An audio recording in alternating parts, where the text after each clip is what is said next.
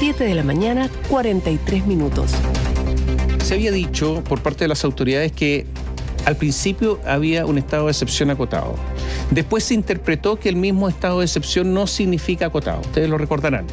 Y esta es una confusión, pero al final las autoridades no querían militares en toda la región, en las 4 provincias de la región de la macrozona sur donde rige el estado de excepción constitucional, que es el estado de emergencia.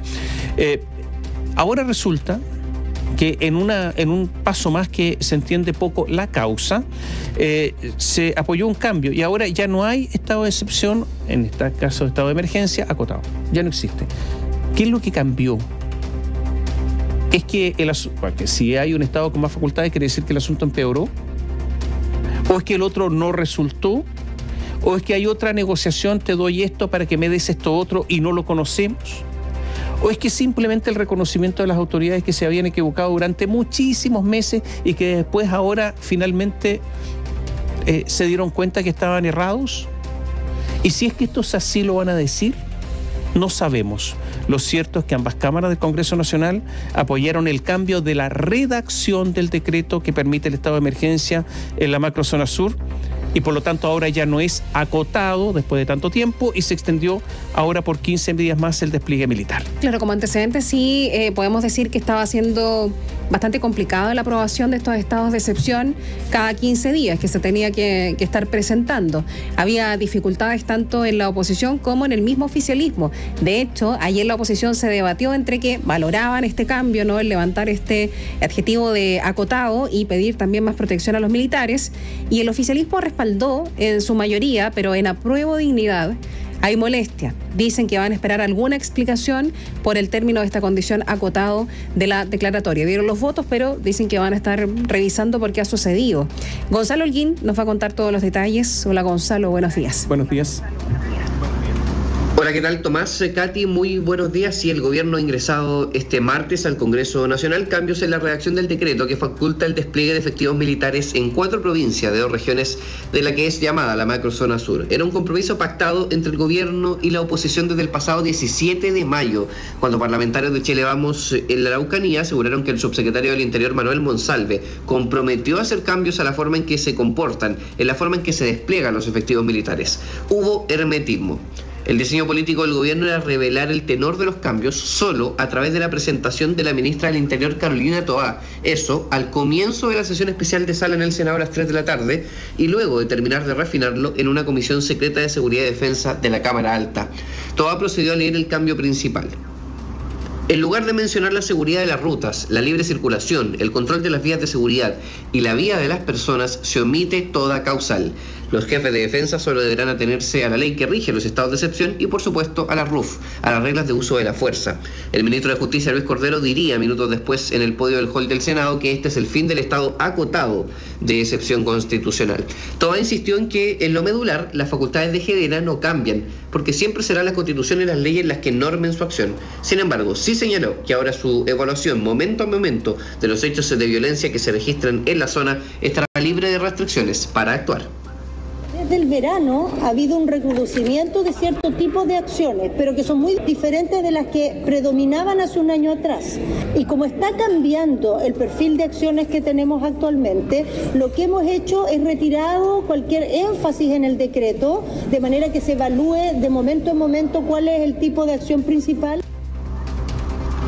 La oposición tenía la advertencia hecha y la conversación pactada. Si el gobierno no llegaba con cambios, iban a oponerse al despliegue militar. En todo caso, muchos de ellos fueron confirmados ya este lunes, de que se les había dado garantías de que habría cambios, e incluso un parlamentario de oposición le comentó a la radio que hasta el presidente de la República, Gabriel Boric, se involucró en las últimas horas de su redacción en definir los elementos de este decreto.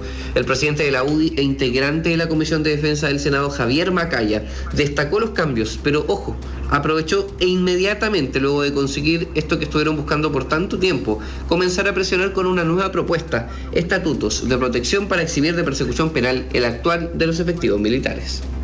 Soluciones que hoy día se presentan tienen un alcance diferente a la última presentación de estado de excepción excepción que se había hecho hace algunas semanas atrás. Creo que hay una clave, hay una tecla que todavía no hemos tocado, que tiene que ver con los estatutos de protección hacia las fuerzas militares que participan en el campo, que después se ven expuestas a juicios, a persecuciones penales por las actuaciones de control del terrorismo.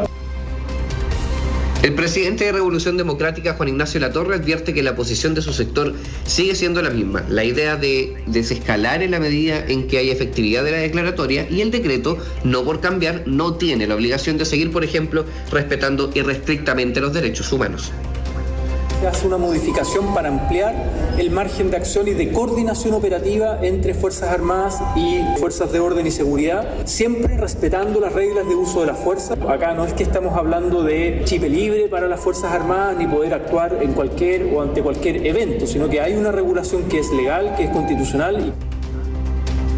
Pese a que para muchos el gobierno cedió ante la oposición, hubo 7 votos en contra de Chile Vamos. La diputada Gloria Navellán, en todo caso, que forma parte de la bancada de Independientes ex-PDG, dijo que este cambio era vender humo.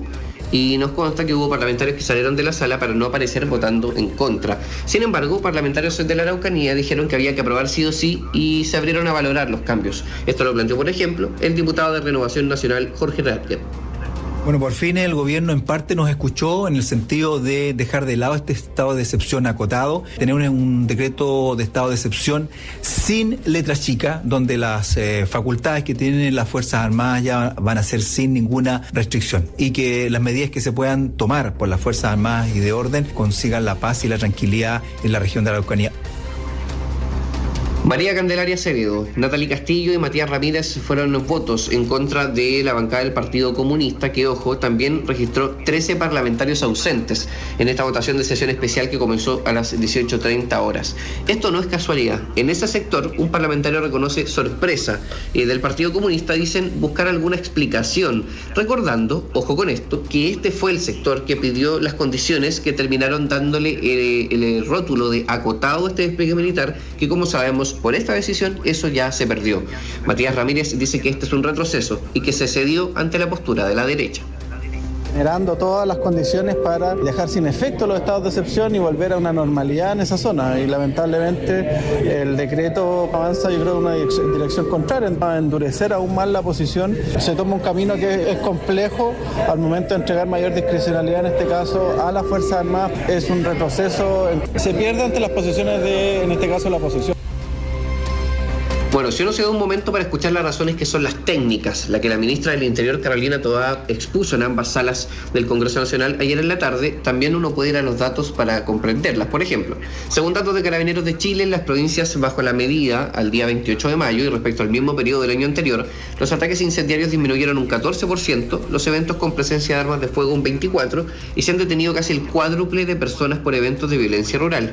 Y aquí vamos con esto. Sin embargo, también es cierto, y lo reconoce una propia minuta del Ejecutivo, que en ciertas zonas de la región de la Araucanía se registró un aumento significativo de eventos de violencia rural, específicamente, por ejemplo, y mencionan las comunas de Ercilla, Lautaro y Galvarino. Tomás Cati, la decisión pasa por, según el diagnóstico hecho por la jefa de gabinete, es decir, que hay hechos de contención de la violencia que eran necesarios al inicio del estado de emergencia, como por ejemplo evitar la situación de los cortes de camino, que ya han llegado a una meseta, han conseguido toda la efectividad que podían conseguir, pero según la ministra Toá, como lo dijo en reiteradas ocasiones, ahora se han abierto una serie de otros hechos de violencia, principalmente el verano, que han obligado a tomar este diagnóstico y a cambiar la manera en que los militares se despliegan en la macrozona sur. Tomás Cati. Gonzalo, pero la ministra del Interior había dicho que no había estado de excepción acotado, que eso no era verdad, que era un invento, fruto de la imaginación.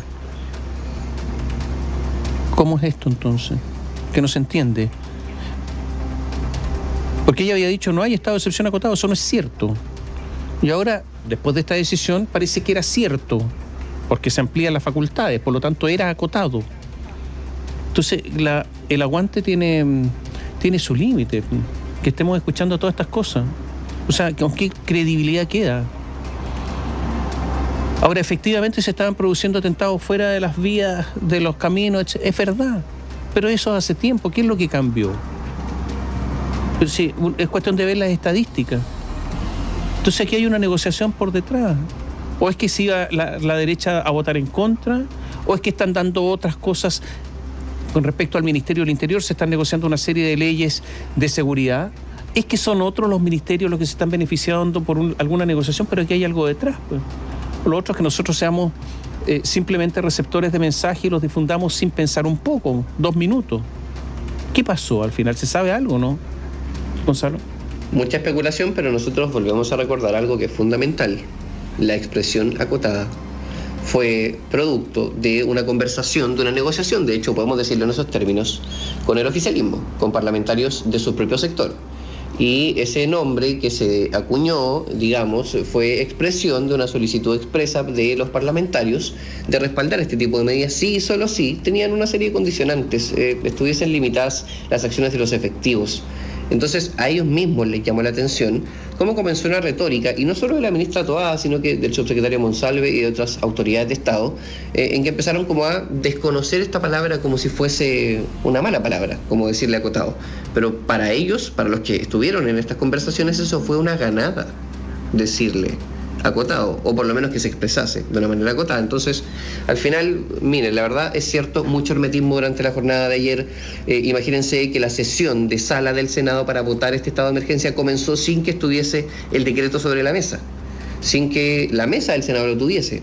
10 minutos antes de comenzar la sesión, los senadores de todos sectores políticos tratando de llegar a antecedentes. Es cierto, había senadores de oficialismo de oposición que integraron las comisiones secretas que tenían más antecedentes respecto de lo que iba a pasar, pero la verdad es que la manera en que lo manejó el Ejecutivo, que sin duda que fue efectiva por lo menos en cuanto a aprobar la idea, fue con mucho hermetismo, fue con mucha consulta. Los parlamentarios de oposición de la Araucanía nos decían, probablemente ustedes, por los medios de comunicación, se van a enterar antes de nosotros de los cambios que venían. Claro, pero más allá de la palabra acotado o no, lo cierto es que era un estado de excepción acotado, lo cierto es que después se dijo que no lo era, pese a que seguía la misma norma, y ahora se quitan las limitaciones diciendo, entonces se reconoce que era acotado. Entonces, claro, uno es tonto por un rato, pero después ya no tanto. Entonces, puede parecer es que la ministra tiene que decir la verdad.